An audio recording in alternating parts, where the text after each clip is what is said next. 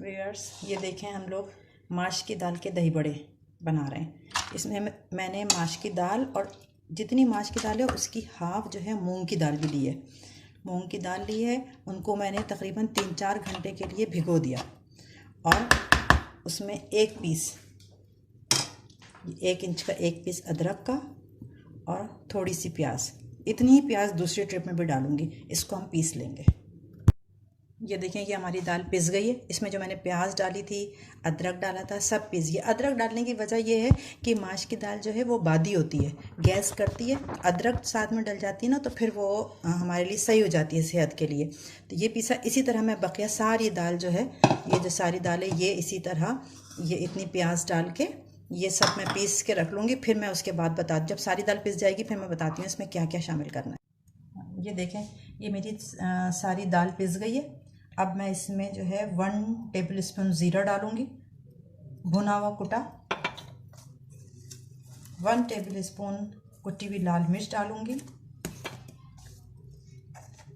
1 tablespoon नमक अपने हिसाब से डालिएगा, जितनी दाल हुई ना उसी लिहाज से। ये मेरी दाल है ना, इस लिहाज से मैं बता रही हूँ। अगर आप ज़्यादा दही बड़े बना रही हैं तो जो है वो आप इसको नमक, ज़ीरा और का ये जो मिर्च है, कुटी मिर्च, इनको अपने उसके हिसाब से चेंज भी कर सकती हैं। इतना तो आइडिया होता है ना कि कितनी दाल है तो कितना सब डलना चाहिए। अच्छा, इसको फ्रीज़ भी कर सकते हैं। रमज़ान से पहले इसको बनाकर और इसको फ्रीज़ करके रख दें। बस जब इसको ज़रूरत हुई, जितने दही बड़ों की ज़रूरत हुई, मतलब फ्राई करके इसमें सब मिला के इसको 1-2 घंटे के लिए मैं राइस होने के लिए रखूँगी।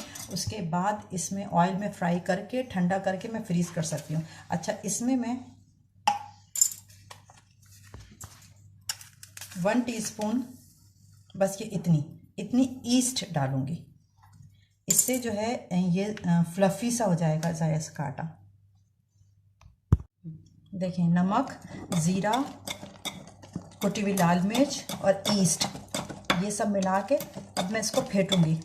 इसको फेंटना बहुत है, कम से कम आपको 10 मिनट तो फेंटना है, ताकि ये जैसे ये सख्त सा हो रहा है ना, इसको इतना फेंटेंगे कि फ्लफ़ी सा हो जाए। ठीक है, इसको इस तरह फेंटते रहेंगे। जितना आप फेंटेंगे और ये हल्का होगा, ये जो मटेरियल है, बैटर है, ये जितना हल्का होगा ना, फ्लफ़ी, इतना ही ज़्यादा दही बड़े जो ऑयल में जो है ना वो हल्के तैयार होंगे, उनके अंदर वो अंदर से कच्चे नहीं होंगे। तो लिहाजा इसका सारी मेहनत इसके फेंटने पर है। कम से कम 10 मिनट तक तो ये फेंटना है। ये देखें, ये इतना ज़्यादा हल्का हो गया ना, ऐसा लग रहा है कि जैसे मैंने अंडे की जर्दी सफ़ेदी को बीट किया हुआ है। इतना फ्लफ़ी सा हो गया। इसको ऐसे लेके ये ऑयल में, फिर थोड़ा सा पानी में हाथ लगाया, फिर थोड़ा सा दाल लिया, ये इसको ऐसे दबा के थोड़ा सा, और ये फूलेंगे बाकायदा इसमें। ये देखें, बस अब ये जो है ना सारे, जब इस तरह सारे फ्राई होके मैं निकालूंगी तो फिर मैं आपको दिखा दूंगी किस तरह फ्राई हुए। ठीक है व्यूअर्स, ये अब दही बड़ों के लिए दही तैयार कर लेते हैं। अभी जब तक दही बड़े रेस्ट पे रखे हुए हैं, अभी मैं इनको फ्राई करूंगी। जब तक हम इसका दही तैयार कर लेते हैं। दही को पहले फेंट लिया, उसके अंदर मैं 2 टेबलस्पून शुगर, 1/2 टीस्पून नमक। अच्छा, शुगर ये है कि आप अपनी मर्ज़ी से भी कर सकते हैं। जो ज़्यादा मीठे दही बड़े खाने हैं वो जो है ज़्यादा चीनी डाल लें, और जिनको जो है कम मीठे खाने वो कम डालें, और जिनको जो है बिल्कुल शुगर पेशेंट है, उनको चीनी वाले खाने ही नहीं है, तो वो मत डालें चीनी, सिर्फ नमक डालें। नमक डाल के और बस ये दही फेंटें, उसमें नमक डालें। अच्छा, ये मैंने एक चीज़ और तैयार की है। ये है थोड़े से पानी में, मेरे ख्याल में 1/4 कप, 1/4 कप, थोड़ा सा बस पानी में मैंने 1 चमचे कॉर्नफ्लोर को पकाया है जिस तरह। और जब वो बिल्कुल पक के ट्रांसपेरेंट सा हो जाए ना, ये कॉर्नफ्लोर का मिक्सचर भी डाल के, इससे इसके अंदर जो बाज़ार वाली दही में लुक होती है ना, वो आती है। बिल्कुल जैसे लगता है ना कि कुछ लेस सा है, वो डालेंगे, उसको चलाते जाएंगे। और दही गाढ़ी है, इसमें थोड़ा सा पानी डाल के देखेंगे बस। इतना ज़्यादा पतला भी नहीं कर लेंगे। ये दही का बैटर तैयार हो गया है। उसको एक दफ़ा चमचे से चख लेंगे कि इसका नमक कैसा है। इसको एक दफ़ा चमचे से चख लेंगे नमक वगैरह इसका। बस बिल्कुल ठीक है।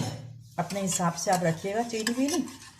और इससे जो मैंने कॉर्नफ्लोर डाला ना, माशाल्लाह आप देखिएगा आपकी दही का लुक कैसा आएगा। गाढ़ी बहुत थी, मैंने थोड़ा सा पानी डाल के फेंट लिया। अब ये दही तैयार है। अब मैं दही बड़े फ्राई करूँगी, फिर इसमें डालूँगी, फिर आपको फाइनल लुक दिखाऊँगी।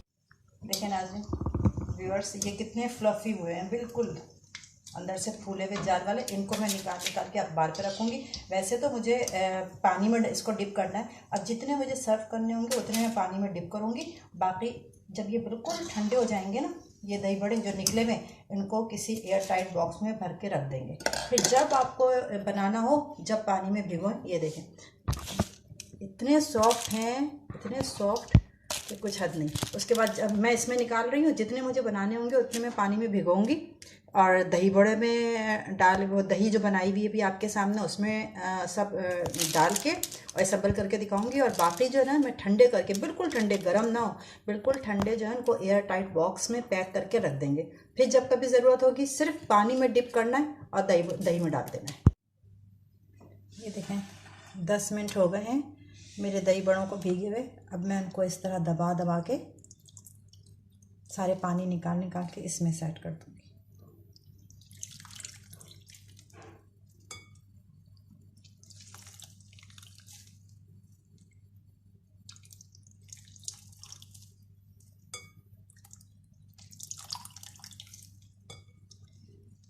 इतने रखे।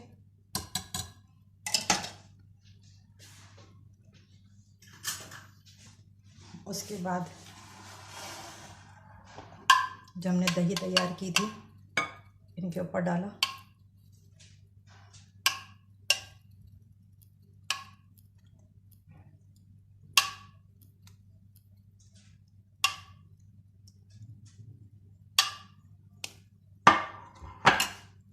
फिर बकिया दही बड़े।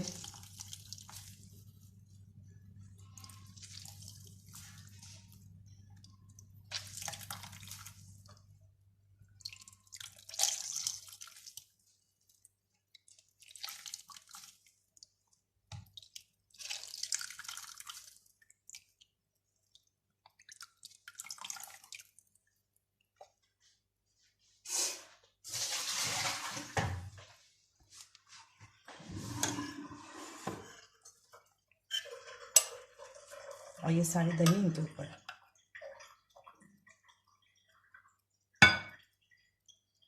ये पूरी ढक जाए, ठीक है।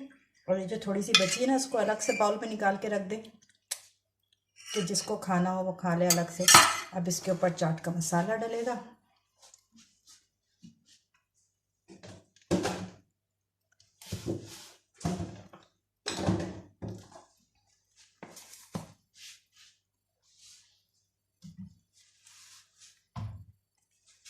इसके ऊपर चाट का मसाला,